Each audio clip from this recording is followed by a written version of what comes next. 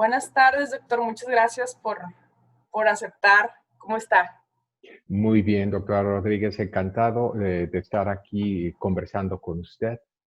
Pues le agradezco muchísimo su tiempo, antes de todo. Nos reunimos hoy para platicar, para charlar de un tema que, bueno, coincido con usted y coincidimos los dos en que es muy relevante, que es el hablar de la década del envejecimiento saludable, ¿no? Creo que es importante empezar a promoverlo, pero antes de eso, me gustaría que nos dijera cómo hemos llegado o cómo ha evolucionado el envejecimiento a lo largo de estos últimos, ¿qué? ¿50 años? Creo que se ha modificado mucho, ¿no? La situación ahí. Sí, dramáticamente. Pues a mí no me ha tocado todos los 50 años dentro del ámbito, pero sí los últimos 40.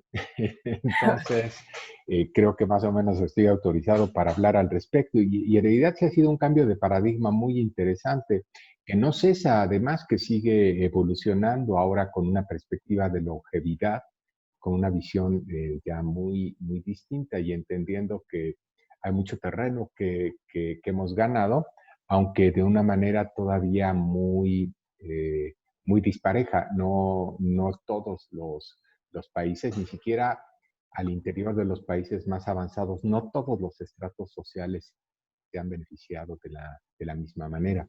Pero sí, el enfoque prevalente cuando yo comencé a acercarme al estudio del envejecimiento, el enfoque del déficit, de la dependencia, la última etapa, generalmente en condiciones muy difíciles, ha venido cambiando dramáticamente. Claro. Finalmente, bueno, digamos que todos los avances tecnológicos, y eso lo leemos bastante como introducción generalmente en todos los textos relacionados con geriatría, ¿no? Es que los avances tecnológicos médicos nos han llevado a poder avanzar en el tema de la esperanza de vida, ¿no? Pero eso ha traído, no, Y ha no, traído, ¿no? Ok, no. dígame. No, es que también, efectivamente, que solemos tener esa idea de que el tiempo manufacturado, pudiéramos Ajá, decir, a través de la tecnología y a través de los avances médicos, es el que nos ha permitido ganar en esperanza de vida, pero eso es falso. La ok, realidad es que si vemos la fracción atribuible a esos progresos de la duplicación de nuestra esperanza de vida al nacer, pues no rebasa ni la décima parte. El 90% restante obedece en realidad a cambios de otra naturaleza que tienen que ver más con la mejora de la calidad de vida en general y con el papel determinante de los determinantes económicos y sociales, que son los que tienen un mayor peso. En realidad, los médicos no estamos acostumbrados a ver las verdaderas causas, las causas raíz de la enfermedad. Estamos bastante miopes al respecto, nos enfrentamos ya a las consecuencias biológicas, pero sin tener siempre en mente todo lo que hay detrás que conduce a esos cambios biológicos. de acuerdo, y de ahí la importancia de seguir trabajando en el tema social, ¿no? Y de seguir, digamos, trabajando para disminuir brechas de desigualdad y que todas las personas alcancen, digamos, los derechos básicos, ¿no? De salud, porque impacta completamente en el curso de la vida, ¿no? Absolutamente, sí. Sí, y entonces nos encontramos ahora con personas que viven más, pero que también enferman más. Y no solo eso, sino que esas enfermedades impactan su funcionalidad, ¿no?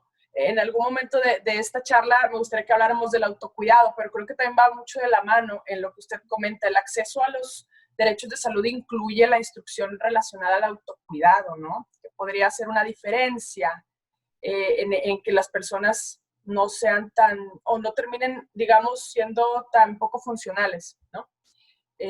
¿O qué opina usted? Sí, totalmente de acuerdo. Y lo ha mencionado y creo que conviene subrayarlo. Otro de los cambios de paradigma que vivimos en la actualidad es la visión del envejecimiento desde un enfoque de derechos. Ujú. Hasta hace poco el envejecer era un accidente. Ahora es en realidad un fenómeno ya común y el riesgo de enfrentar la longevidad es mucho mayor para usted y para mí, inclusive aún para mi generación, que el de una muerte prematura, ya en el momento presente. Y las generaciones más jóvenes, aún en nuestro país, ya enfrentan la perspectiva de una vida de 9 y 10 décadas, para la cual pues no estamos preparados. Y si vemos los cambios, por ejemplo, que se acaban de aprobar otra vez para la Comisión Federal de Electricidad hace un par de días, de que el sistema de pensiones les permitiría jubilarse a los 45 años, pues es verdaderamente absurdo. Así es. ¿Cómo trabajando 25 años vamos a financiar 45 después Así o es. 50? Claro, es un tema, como bien abrió conversación usted, un tema que tenemos que ver desde todos los aristas, que es el económico, el político, el social, ¿no? Desde el punto de vista general o clínico, aterrizando en que nos encontramos entonces con esta población mayor que tiene una carga de dependencia mayor. ¿Qué es lo que, esto es lo que hace que se responda ahora con esta estrategia? Digamos, yo me pongo a pensar y digo, bueno, la medicina fue o ha sido muy transversal, muy centrada en la enfermedad. Digamos que a retrospecto, pues es injusto hacer un juicio, pero pues hemos, digamos, tenido una visión a lo mejor muy limitada, que nos ha dejado fuera algunos aspectos bastante relevantes para lograr, digamos, un envejecimiento saludable y efectivo, ¿no?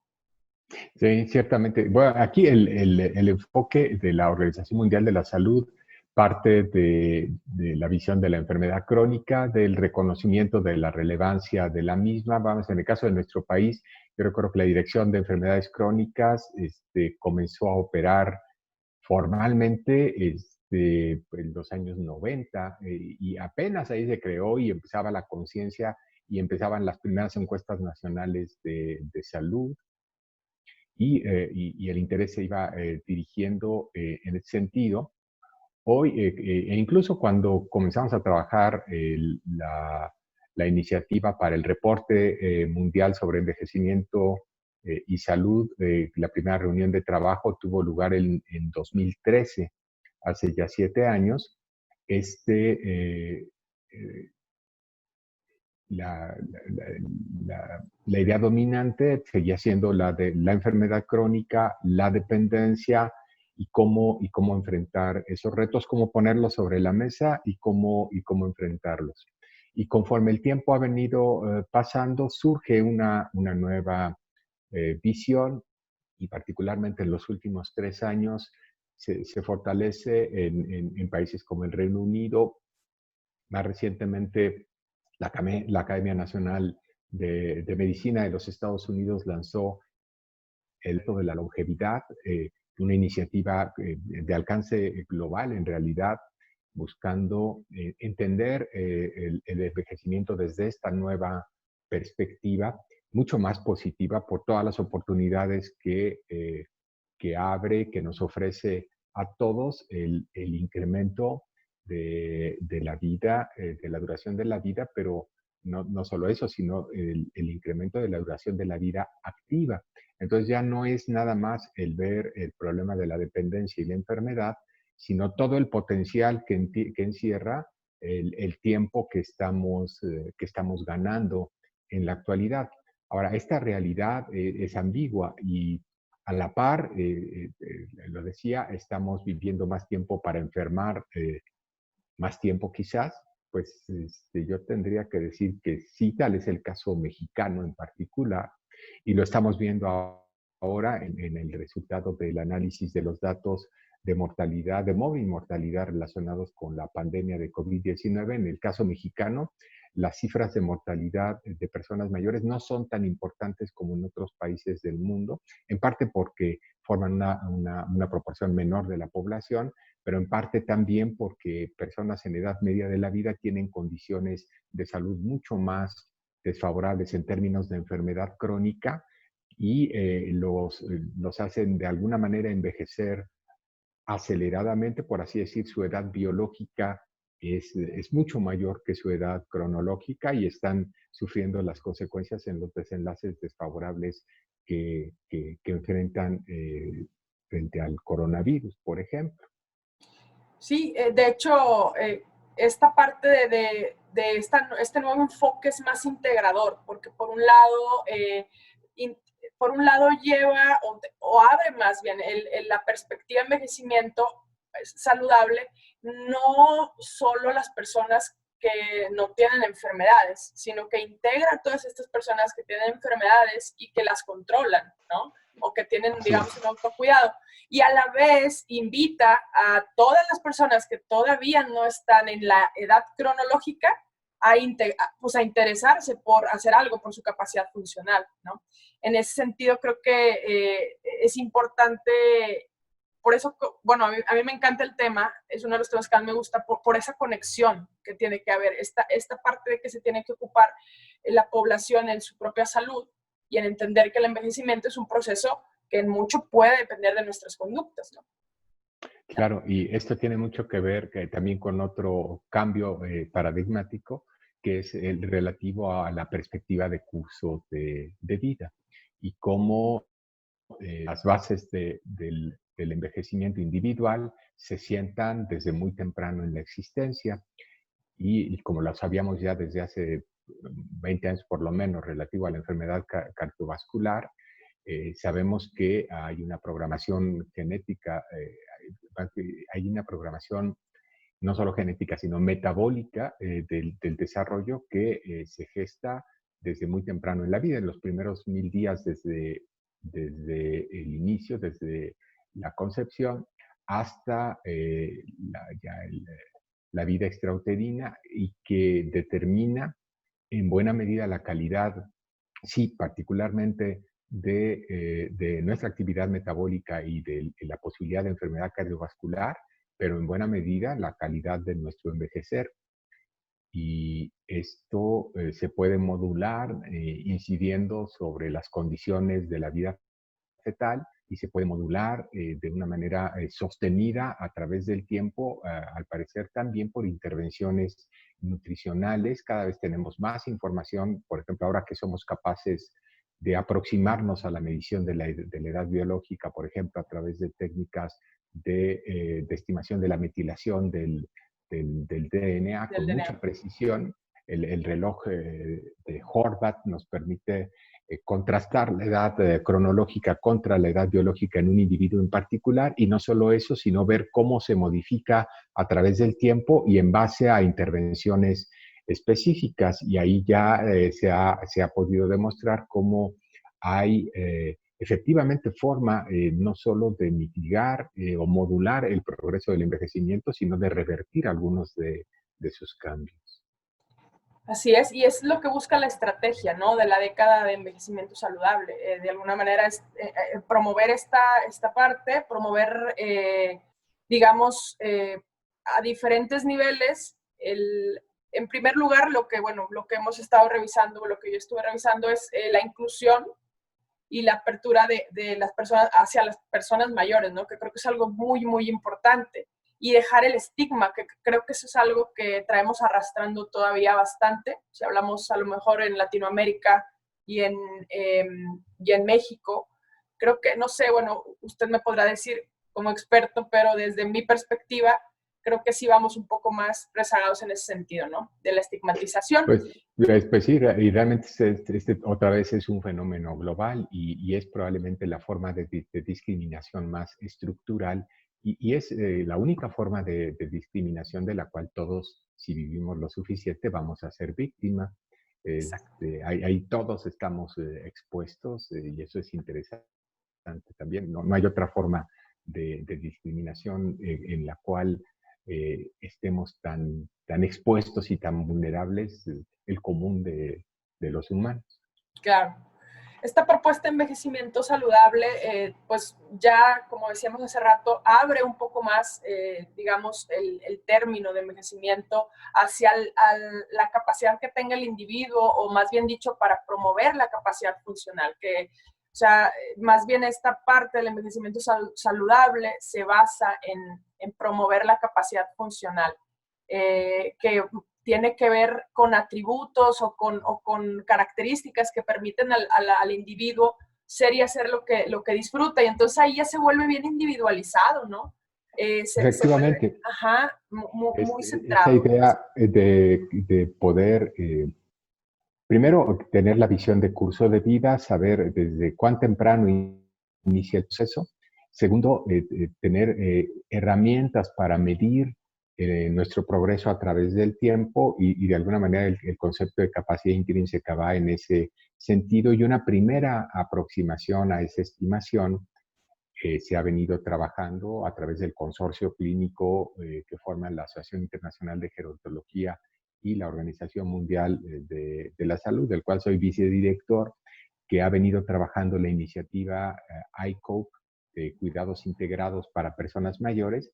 Integra ya 5 dominios de la capacidad intrínseca, ya muy específicos, pero aún perfectibles. Yo creo que hay mucho trabajo por hacer, pero ya estos dominios pueden estimarse desde relativamente temprano en la edad adulta y pronto estaremos presentando resultados de nuestras estimaciones, por ejemplo, en la población mexicana a través de la encuesta nacional sobre el envejecimiento en México desde los 50 años y las trayectorias de nuestra población en términos de capacidad intrínseca a partir de estas definiciones.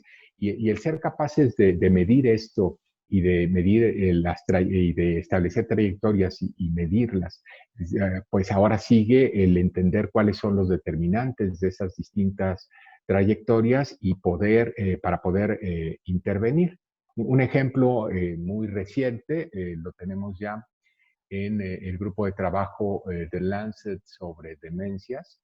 Ahí hay recién, hace un par de semanas apenas, se publicó una actualización de las recomendaciones para la prevención de esta condición y ahí podemos ver ya elementos muy precisos sobre los cuales podemos trabajar para disminuir el riesgo y de hecho que han venido ya incidiendo sobre nuestras poblaciones para disminuir de facto el riesgo, porque lo que observamos en general a nivel global es una tendencia a la aparición cada vez más tardía y a una disminución del riesgo de presentar estas condiciones en la población humana. Esto ya está sucediendo, pero conforme reconocemos a los factores ahí en cuanto al envejecimiento cerebral y conforme lo vamos reconociendo también en otros ámbitos, tenemos la posibilidad de incidir sobre ellos. Claro, y bueno, en este sentido de los trastornos cognitivos, pues neurodegenerativos, pues comparten muchísimas mecanismos pues digamos, estas estrategias que han mostrado evidencia de prevención o de modificación de riesgo, pues son útiles para muchísimas otras situaciones, enfermedades cardiovasculares o de otro tipo que pueden también prevenirse, ¿no? Estableciendo Así estas estrategias. Entonces es bastante interesante. El ICOP es también muy integral y de muy fácil entendimiento, doctor. La propuesta sería que, que en algún momento los médicos de primer contacto la llevaran a cabo. Así es, esa es la idea, justamente estamos por pilotearlo, de hecho hoy me tocó revisar ya la versión final del protocolo que ya vamos a someter a nuestro comité de ética. Somos uno de los 6 países que ya está iniciando este proceso para comenzar con el protocolo de validación antes del final de este año y comenzar con las intervenciones piloto de factibilidad y pronto el próximo año ya de intervención para ver hasta qué punto efectivamente podemos trasladar estas ideas al dominio de la atención primaria, en donde pensamos que pertenecen y donde deben de diseminarse para alcanzar a un mayor número de personas.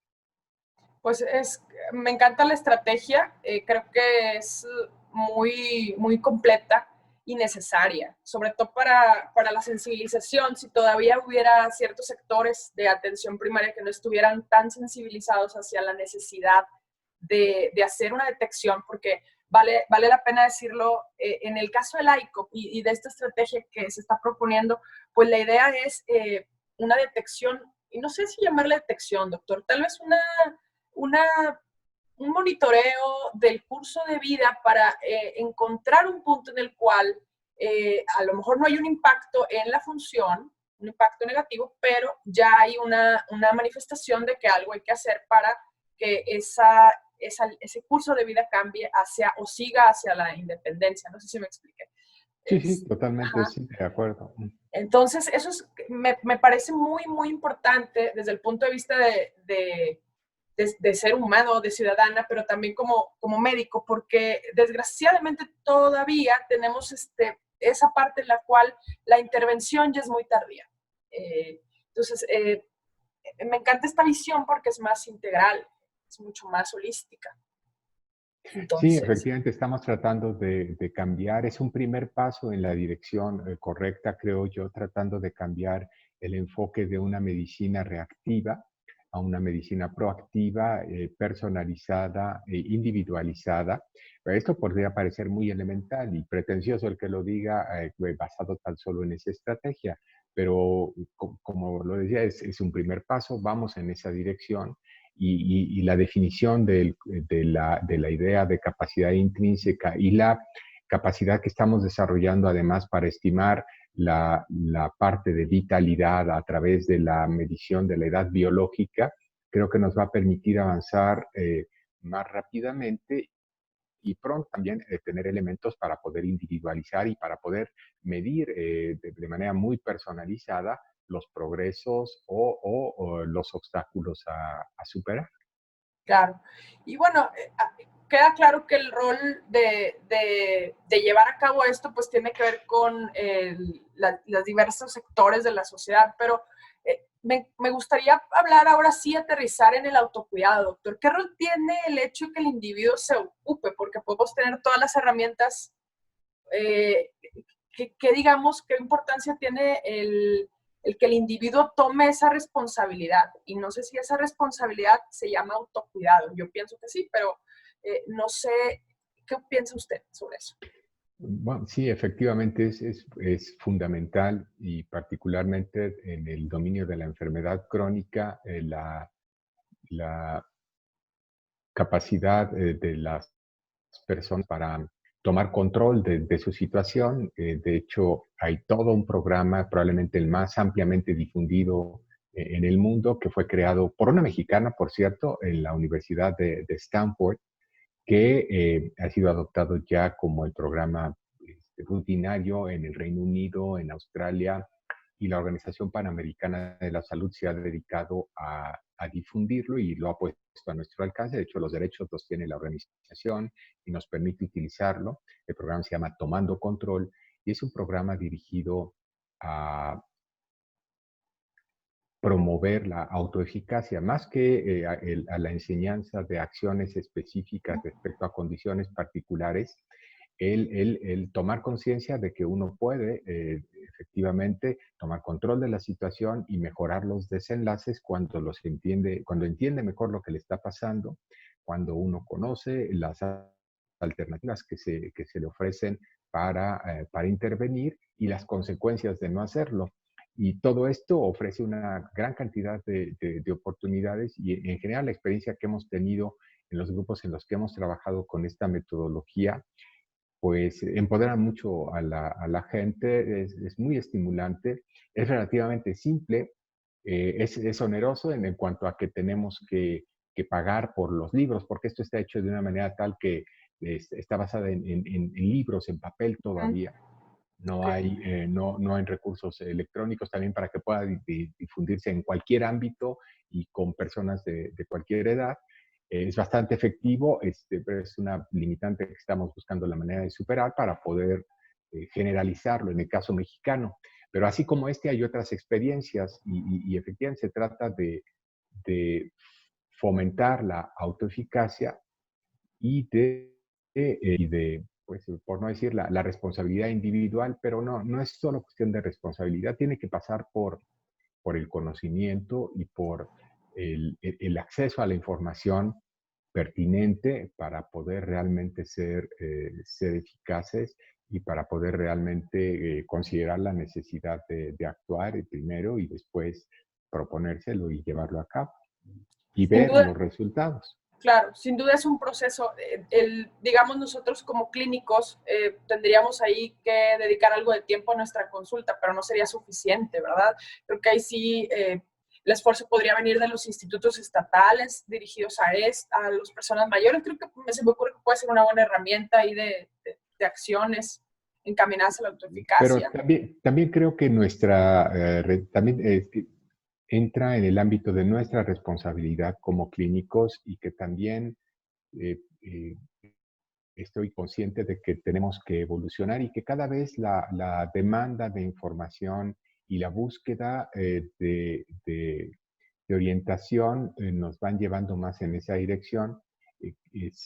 Si bien yo estaba acostumbrado a recibir pacientes que vienen a buscarme, personas que vienen a buscarme más bien traídos por sus familiares ya en situación de dependencia en un primer tiempo, ahora cada vez veo más personas que llegan más tempranamente y con la idea de tener una orientación en términos de estilo de vida y de futuro.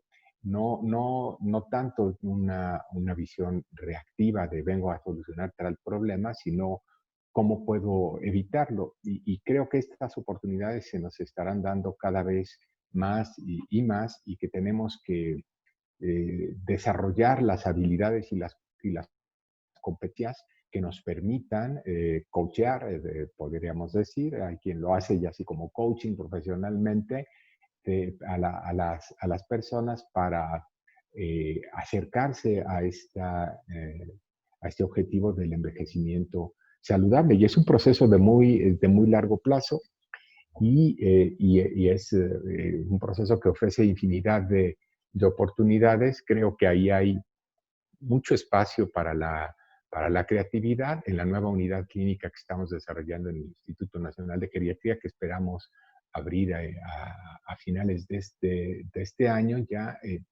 parte de las actividades van dirigidas en esta orientación.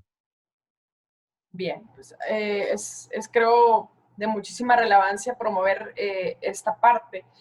Y yo creo que es en todas las etapas de la vida, ¿no? A diferente nivel, pero entre más temprano empecemos con promover el autocuidado y la autoeficacia, o no solo promoverlo, sino instruir a la gente, o a los niños, etcétera, creo que eso nos puede dar eventualmente un mejor resultado. Eh, ¿Cuál sería el rol que juega, eh, cómo decirlo, el instituto? Pues ya nos dijo que tiene una unidad clínica en proyecto, que se va a llevar ahí, me imagino ahí se van a llevar a cabo la ejecución pues, de todas estas estrategias de envejecimiento saludable. Pero bueno, ustedes son el órgano rector, ¿verdad? Quienes orquestan, digamos, todas las estrategias que se ejecutan a nivel nacional en este sentido.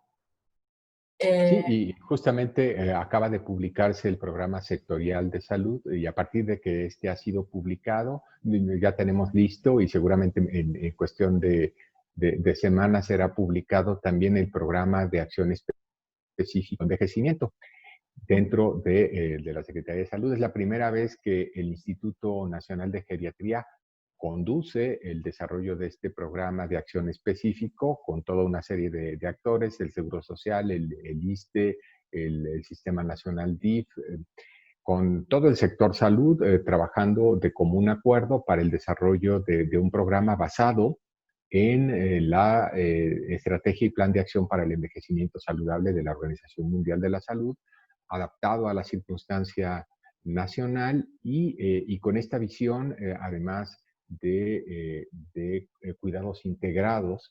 Y justamente a este respecto no puedo dejar de mencionar que el instituto se ha convertido ya en centro colaborador de la Organización Mundial de la Salud para el tema de cuidados integrados y particularmente alrededor de la estrategia ICO. Estamos trabajando como centro colaborador ya OMS OPS?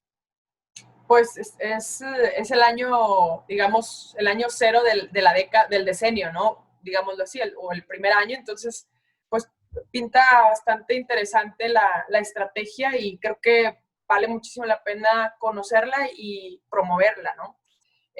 Algo que me gustaría preguntarle es, ¿qué rol puede tener, doctor, o de qué manera podemos enlazar a las poblaciones más jóvenes, precisamente estas poblaciones que están más enfermas? O sea, lo que comentaba usted hace un rato, lo que nos está demostrando la pandemia COVID-19 en el país es que nuestros jóvenes, adultos jóvenes, están crónicamente enfermos y metabólicamente más envejecidos. Entonces, ¿cómo podríamos hacer para que estas generaciones o esta parte se involucrara? No sé, eso es algo que a mí no le voy a decir que me quite el sueño, pero es una pregunta que siempre me hago. ¿Cómo podríamos hacerlo?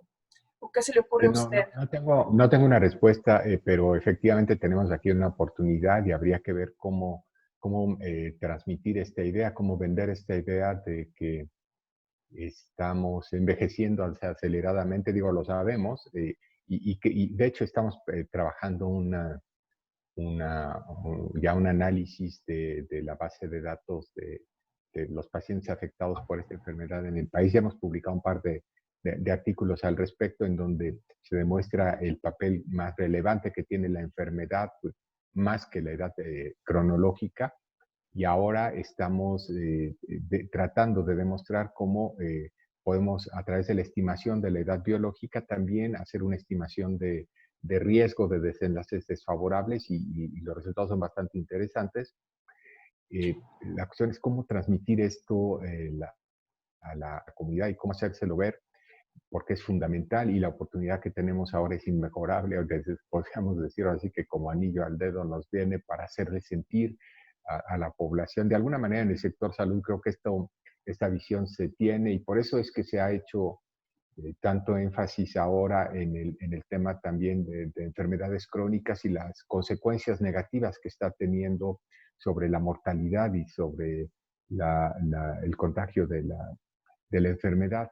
Pero creo que no hemos sido suficientemente incisivos ni eficaces y habría que repensar cómo transmitirlo, pero sobre todo haciendo ver a la comunidad que está en nuestras manos la posibilidad de que esto cambie y de que los desenlaces sean otros, pero esto no podemos estar simplemente a la expectativa de lo que diga la o de lo que propongan los servicios de salud. Así Esto es, nuevamente nos lleva al terreno del autocuidado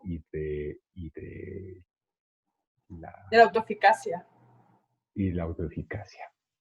Sí, es un punto ahí que creo vale la pena que todos promovamos, no sé, el enlazar el hecho de que la enfermedad crónica, pues es envejecer también, independientemente de la edad. Y por ahí las estadísticas de diversas dicen que un resultado de esta pandemia va a ser que la gente va a estar más preocupada por su salud. Veamos si también nos ocuparemos, no solo preocuparnos, sino tomar el control así, ¿no? Pues sí, todavía está por verse, sí. Ok. Doctor, pues muchas gracias por su tiempo nuevamente. De verdad, pues me honra mucho que haya aceptado. Eh, no sé si quiera agregar algo. No, nada más, al contrario, agradecer la oportunidad de comunicar también por esta vía. Muchas gracias, ha sido muy agradable, muy ameno y espero que nuestra audiencia lo disfrute también. Gracias. Gracias, doctor.